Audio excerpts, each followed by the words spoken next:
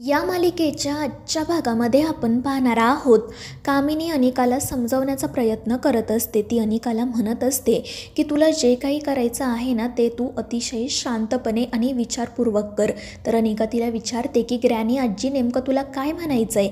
आणि मग कामिनी तिला सांगू लागते की जंगलातील प्राणी शिकारीसाठी कसा दाबा धरून बसतात। ते आधी त्यांची शिकार व्यवस्थितपणे हेरून ठेवतात आणि मग योग्य संधी मिळताच त्यावर झडप घालतात। आणि आता तुला सुद्धा अगदी तसंच करायचं आहे। पण ते ऐकून अनिका म्हणते की ग्रॅनी आजी कधी कधी ना मला असं वाटतं की तू गॉन केस आहे। आणि हे ऐकून कामिनी आणि रागिनी खूप चिडतात। कामिनी म्हणत असते की काय ग रागिनी, ही खरंच तुझीच मुलगी आहे ना? तरी मी तुला सांगत होते की प्रेग्नन्सीमध्ये चिडचिड करू नको, बघ आता ही कशी झाली आहे ते। आणि ते ऐकून अनिका खूपच चिडते आणि रागात त्या दोघींना म्हणू लागते की हे काय बोलताय तुम्ही। तर कामिनी आणि रागिनी म्हणतात की अनिका हे बघ, इतकी चिडचिड करू नको, आम्ही काय सांगतोय त्याचा तू शांतपणे विचार कर। आणि त्यामुळे अनिका गप्प बसते। आणि मग कामिनी तिला पुन्हा एकदा सांगू लागते की हे बघ, त्या कमळीसोबतची लुटूपुटूची लढाई जरी तू हरलीस ना तरी काही हरकत नाही, पण शेवटी जे युद्ध होणार आहे त्यामध्ये तुला जिंकायलाच हवं। आणि तू आता लगेच त्या कमळीच्या विरोधात काही करायला जाऊ नको, योग्य संधीची वाट बघ आणि मग ती बेसावध असताना बरोबर तिचा काटा काढ। आणि ते ऐकून अनिका सुद्धा खुश होते। दुसरीकडे आपण पाहतो राजन कमळीला आणि निंगीला घेऊन हॉस्टेलवर जाण्यासाठी निघालेला असतो। आणि त्यावेळी तो कमळीला म्हणत असतो की त्या दिवशी तू कार्यक्रमात तुझ्या आईविषयी जे काही बोललीस ना ते ऐकून मला खरंच तुझा खूप अभिमान वाटला।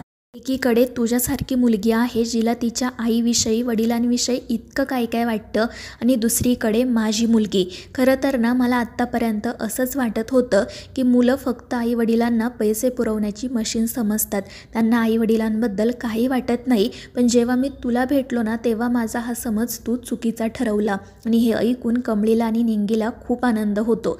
राजन म्हणत असतो की खरंच कमळी, तुझ्या बोलण्यात आईबद्दलची जी आत्मीयता होती ना ती पाहून मला खरंच तुझा खूप खूप अभिमान वाटला। आणि ते ऐकून कमळी म्हणते की काका, मग तुम्ही सुद्धा अगदी माझ्यासारखेच आहात ना?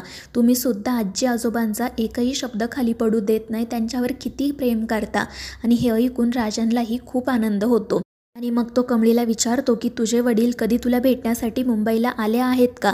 जर ते येणार असतील तर मला सांग, मी देखील त्यांची भेट घेईल। पण त्यावेळी कमळी सांगते की नाही काका, मला वडील नाही आहेत, म्हणजे त्यांच्याबद्दल मला काहीच माहीत नाही। आईने आणि आबांनीच मला लहानाचं मोठं केलं आहे। आणि ते ऐकून राजन तिची माफी मागतो। तर कमळी म्हणते की काही हरकत नाही, मला वाईट वगैरे अजिबात वाटलं नाही, उलट माझ्या आईने खूप कष्टाने मला मोठं केलं आहे, वडिलांची कमतरता कधी जाणवूच दिली नाही। आणि ते ऐकून राजन म्हणतो की खरंच तुझ्या आईचं करावं तेवढं कौतुक कमी आहे, आता मला सुद्धा त्यांना भेटण्याची इच्छा आहे। आणि ते ऐकून कमळी म्हणते इतकंच ना, मग आत्ता तुमची भेट घडवते। आणि मग त्यानंतर ती लगेच तिच्या वहीमध्ये सरूचा म्हणजेच गौरीचा जो फोटो असतो तो शोधायला सुरुवात करते। मात्र मग तिच्या लक्षात येतं की तो फोटो एका दुसऱ्याच वहीत आहे। त्यामुळे ती राजनला म्हणते की काका, मी तुम्हाला आईचा फोटो नंतर दाखवेल। तर राजन हसून म्हणतो की काही हरकत नाही, आणि आता तशीही पॅरेंट्स मीटिंग आहेच ना, तुझी आई इकडे आल्यानंतर आमची भेट होईलच। आणि ते ऐकून कमळीलाही खूप आनंद होतो। ती म्हणते की नक्की मी तुम्हा दोघांची भेट घालून देईल। आणि मग त्यानंतर ते हॉस्टेलवर जाण्यासाठी निघतात। आणि त्यावेळी निंगी कमळीला म्हणत असते की हे राजन काका खरंच किती चांगले आहेत। आणि दुसरीकडे ती अनिका, माझा तर विश्वासच बसत नाही की ती यांची मुलगी आहे। ते म्हणतात ना, साधवाच्या पोटी राक्षसाचा जन्म तसा आहे। आणि ते ऐकून कमळीलाही हसू येतं। त्यानंतर आपण पाहतो की निंगी गणपती बाप्पाचं चित्र काढत असते। ते चित्र पाहून कमळीला तर खूपच आनंद होतो।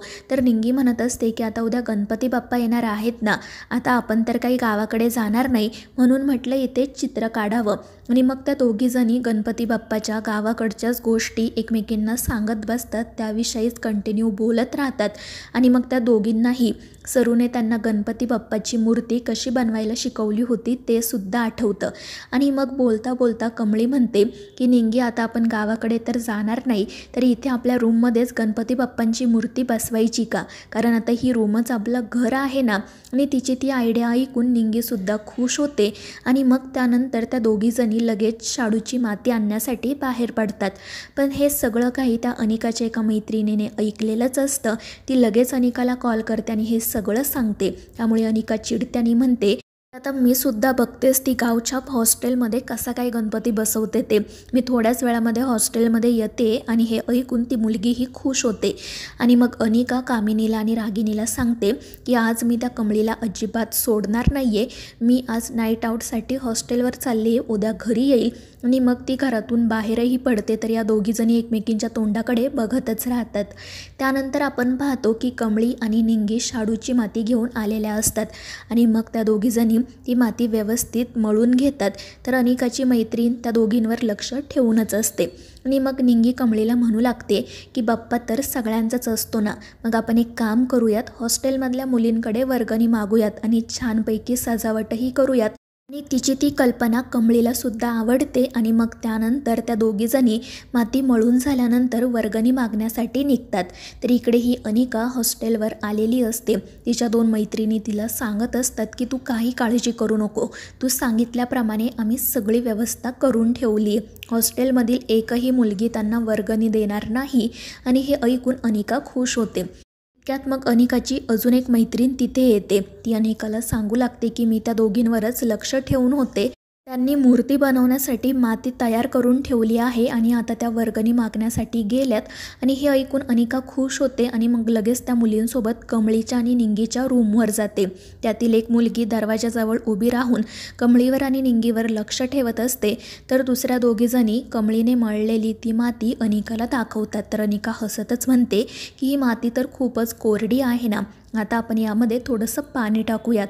तर दुसरीकडे कमळी आणि निंगी हॉस्टेलमधील मुलींकडे वर्गणी मागत असतात.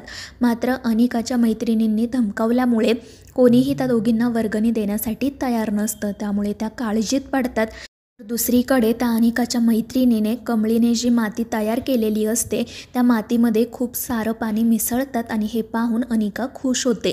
दुसरीकडे आपण पाहतो की कमळी आणि निंगी अजून काही मुलींकडे जातात आणि त्यांच्याकडे वर्गणी मागू लागतात, पण त्या मुली देखील नकार देतात. पण तितक्यात हॉस्टेलमध्ये काम करणाऱ्या मावशी तिथे येतात आणि त्या मुलींना समजावण्याचा प्रयत्न करू लागतात. दुसरीकडे अनिका मात्र खूपच खुश असते आणि हसतच स्वतःशी म्हणत असते की गावछाप आता मी बघते तू आता इथे हॉस्टेलमध्ये कसा काय गणपती बसवती असते.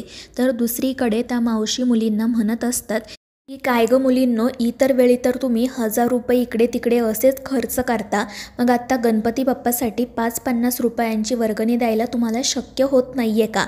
आणि त्यांचं असं बोलणं ऐकून त्या मुली खाली मान घालतात. पण कमळी त्या मावशींना म्हणते की मावशी जाऊ द्या, त्यांची इच्छा नसेल तर आपण त्यांना आग्रह तर नाही ना करू शकत, कारण वर्गणी ही मनापासून द्यावी लागते.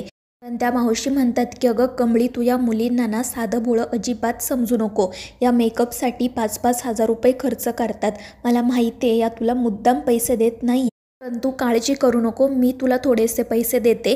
आणि मग त्या 200 रुपये कमळीला आणि निंगीला देतात. त्यामुळे कमळीला आणि निंगीला खूप आनंद होतो.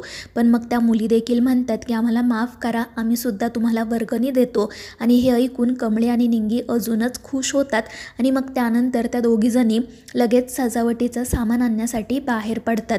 तर दुसरीकडे त्या अनिकाने कमळीने मूर्तीसाठी बनवलेली माती खराब केलेली असते आणि मग ती हसतच तेथून बाहेर पडते.